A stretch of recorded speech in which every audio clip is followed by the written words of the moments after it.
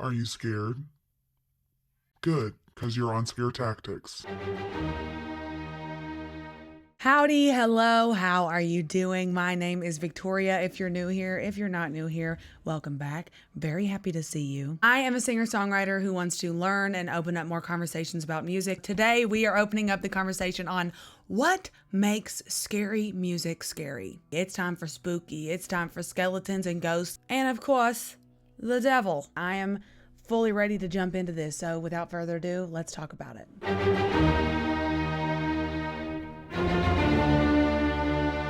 Horror movies have been around since the beginning of film, but music wasn't always as involved as it is today. In the silent film era, there was either no music at all, or there was a live band in the theater playing a score underneath the screen under which the movie was playing. It wasn't until King Kong in 1933 that we would get a horror movie with a horror score that was written specifically for the film. From there, music became an integral part of scary movies, becoming a vessel for creating suspense, characterizing main themes, and generally scaring the shit out of you. The entire purpose of music in horror movies is to make you feel uncomfortable, unsettled, and on edge. There are many different ways that composers can do this, but first, let's break it down to the basics of horror music theory. When you're trying to make a listener feel uncomfortable, oftentimes that feeling is reflected in the score through the use of dissonance. Dissonance is most recognizable as two or more notes rubbing against each other in a way that creates tension. It sounds weird, it sounds like it's pulling, it sounds like it's hitting like this, that something's not quite right. It's not fitting together like a nice happy chord would. An infamous technique used in many horror scores is the use of the devil's interval.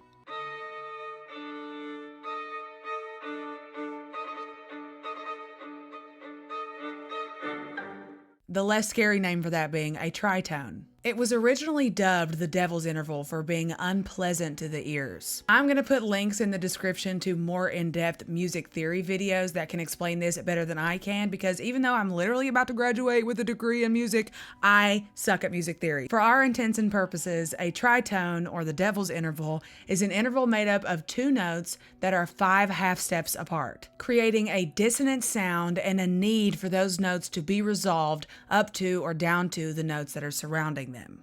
Was that confusing for y'all? Because it's confusing for me, I know. The need for that resolved is mimicked in the psychological effects that it has on listeners, thus creating the unease that scary movie scores are designed to make you feel. Generally, in terms of chords and notes, you're looking for tension, you're looking for dissonance, minor intervals, and tone clusters, which are pretty much exactly what they sound like, just a cluster of notes that are played together at the same time, which sound a mess, but in context of a scary movie, work perfectly. Rhythms go hand in hand with chords and notes to create tension. Oftentimes, there are odd time signatures being used to confuse the audience member of their own sense of time within a horror scene, or contrastingly, more simple, accessible rhythms are used to create a more growing, steady sense of suspense. When there is no clear, logical, linear path for someone to follow while they're listening to music, it's like dropping them off into the middle of the woods and making them find their way out. It evokes the same sense of, I don't know where I am, I don't know where I'm going, and I am scared. The more mental work you have to do to understand the music being played in a context,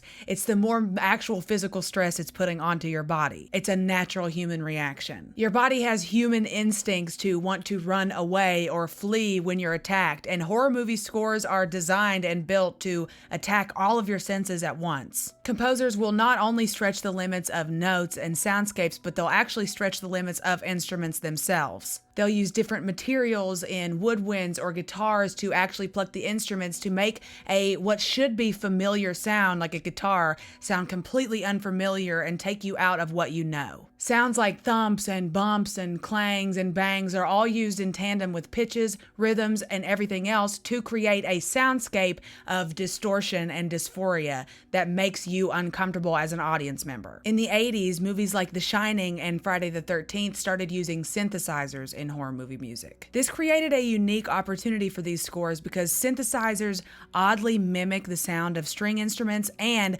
they are a lot cheaper to use. So in the 80s, it was a lot cheaper to just use one synthesizer and a couple small things to create an entire sound score for a movie rather than hire an entire studio orchestra to do it. In Friday the 13th, they also used the human voice to add to the soundscape of this horror film. There are hundreds of ways to make sounds and songs be scary, but how they're applied is where it gets really freaky. Oftentimes, there is a motif or a musical theme attached to a character in horror films. Every time that character shows up or is brought into the story somehow, their theme will be heard. The first example that comes to mind for me is Jaws.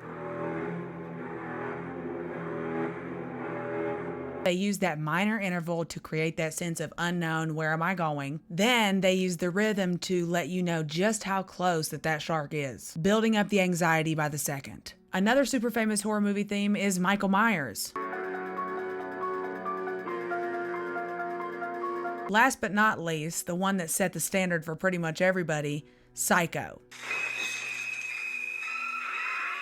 Not only did this categorize the psycho in the film, obviously, but it also established a precedent for the use of music in jump scares. By using music to characterize or give personality to a film, it creates an attachment with the audience. That feeling will be exposed time and time again every time it's played throughout the whole movie, and it helps tell the story. Speaking of attachment, one of my favorite things to note in horror movie soundtracks is the use of musical irony, which is taking familiar songs or sounds out of context for the use of scaring you. This was popularized in movies like Scream and Final Destination that used pop songs as the basis for the soundtracks and then contributed other elements that we've talked about previously to add intensity to jump scares, really tough plot lines, and other various scary things in scary movies. Using songs you know or sounds that you're familiar with give you a false sense of security when you're watching a scary movie. Insidious gives a fantastic example of this with its use of Tiptoe Through the Tulips by Tiny Tim. At its core, this song is not scary. It's made up of stable chords, it's fun, it's made for children, but when you put it in the context of background music for a demon in the underworld creating little tiny toys to suck children into, then yeah, it's a little fucking scary. In Halloween, they used classic song Mr. Sandman to not only give you that sense of familiarity, but evoke a sense of nostalgia, which is another way of wrapping you up into movies to get scared.